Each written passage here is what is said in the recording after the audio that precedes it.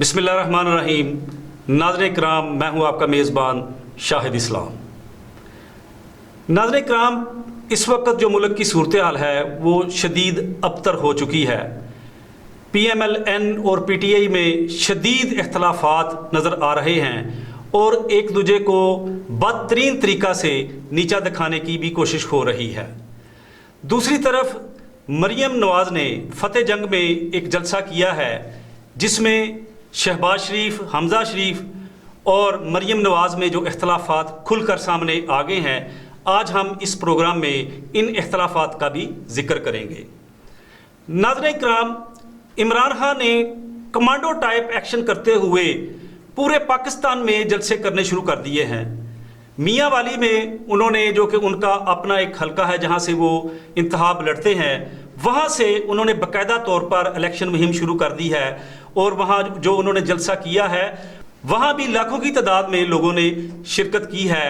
हालांकि तवक्को की जा रही थी कि गर्मी का मौसम है और 4 बजे का वक्त जो इमरान खान साहब की तरफ से दिया गया था और तवक्को ये की जा रही थी कि शायद इस वक्त लोग वहाँ नहीं पहुँचेंगे, लेकिन लोगों की बड़ी तादाद वहाँ पहुँची। जैसा कि पूरे पाकिस्तान ने देखा कि इमरान खान ने मियाँ वाली में एक भरपूर जलसा किया और वहाँ भी इमरान खान ने एक ही कार्ड अवाम के सामने रखा है और उस कार्ड का नाम करप्शन है कि किस तरह PMLN माजी में अरबों रुपए की करप्शन में मुलव्वस रही है।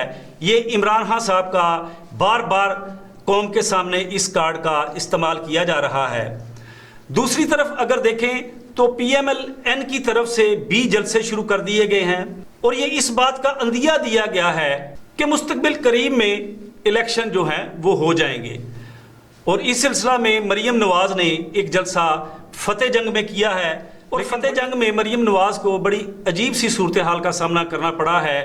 वहाँ भी PMLN की तरफ से जो वक्त दिया गया था वो 4 बजे जलसे का था, लेकिन 4 बजे वहाँ लोग नहीं पहुँचे और फिर PMLN को उस जलसे का वक्त तब्दील करना पड़ा। 6, 7, 8 बज गए लेकिन लोग नहीं पहुँचे। इस सूरत हाल पर शहबाज शरीफ ने और हमज़ा शरीफ ने उन्होंने अपने वसाइल का इस्तेमाल करते हुए मजबूरन फ़ोन किए। जब लोग वहाँ कुछ पहुँचे तो मरियम नवाज़ ने अपना खिताब किया। ये PMLN को शदीद एक परेशानी का सामना करना पड़ा है।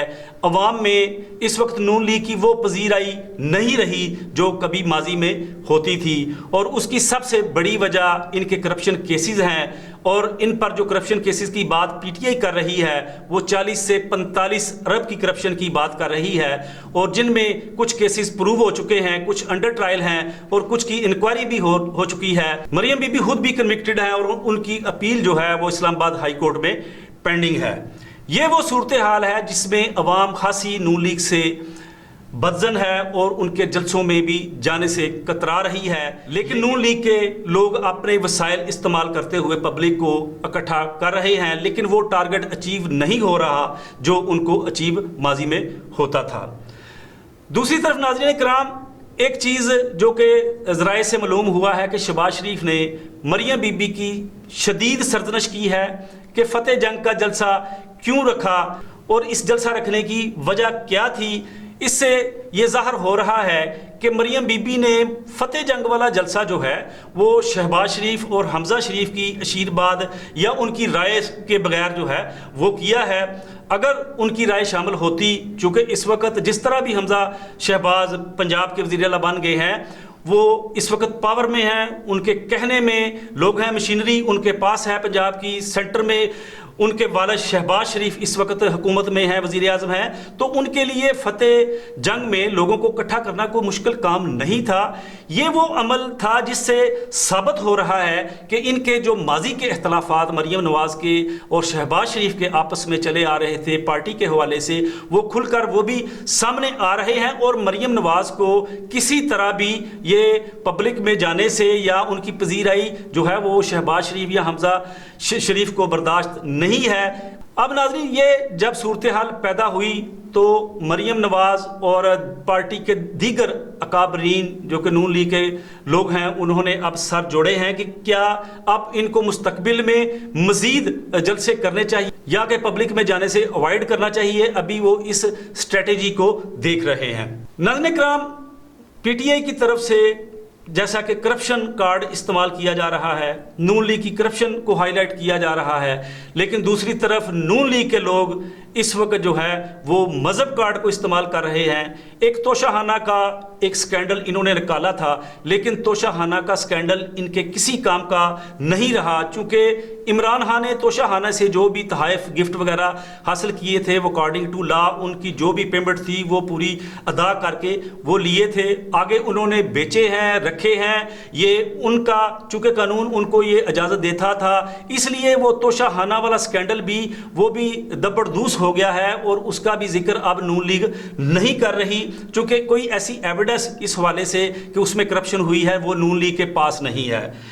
ایک آخر میں جو وہ کارڈ استعمال کر رہے ہیں کرپشن کا پی ٹی آئی کے خلاف، وہ گوگی کارڈ ہے. گوگی کارڈ جو ہے، فرح گوگی کا بار بار فتح جنگ میں بھی مریم بی بی نے نام لیا کہ کس طرح فرح بی بی نے اس ملک کو لوٹا ہے، اور 80 سے 85 کروڑ کی یہ کرپشن کا ذکر کرتے ہیں. لیکن نون لیگ کی اگر کرپشن دیکھیں تو وہ تو اربوں میں ہے، اس میں سزا بھی ہوئے ہیں نون لیگ کے لوگ جو ان کے لیڈران ہیں.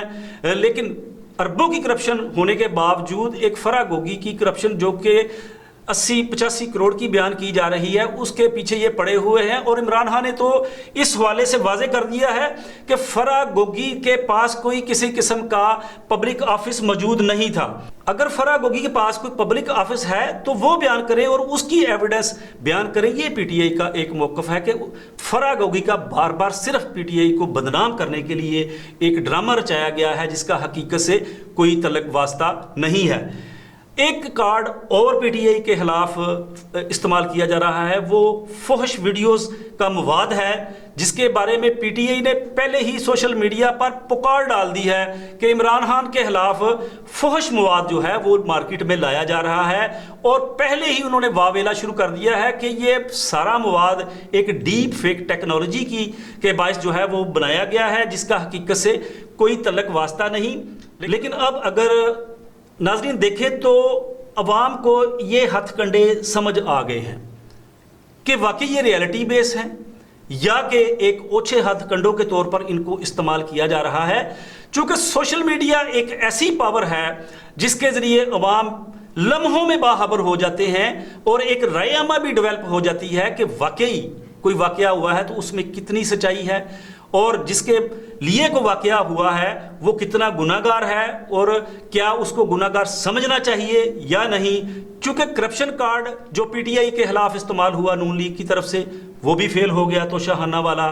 پھر گوگی کارڈ استعمال کیا، وہ بھی کرپشن کے حوالے سے تھا. لیکن چونکہ گوگی کے پاس کوئی پبلک آفس نہیں تھا تو یہ حربہ بھی جو ہے وہ نون لیگ کا بیکار گیا ہے. اب ایک کارڈ رہ گیا ہے، وہ ہے فحش مواد کا کارڈ، جو کہ عوام نے دیکھنا ہے کہ اس میں کتنی سچائی ہے اور عمران خان اس حوالے سے کتنے گناہگار ہیں. ناظرین کرام، عمران خان نے اب اعلان کر دیا ہے کہ کسی وقت بھی 20 مئی کے بعد اعلان کر دیا جائے گا کہ کون سا دن جو ہے وہ لانگ مارچ کا ہے اور لوگوں کو فوری طور پر اسلام آباد پہنچنا ہوگا. لیکن اس سے پہلے ایک بہت بڑی ڈیولپمنٹ ہو چکی ہے.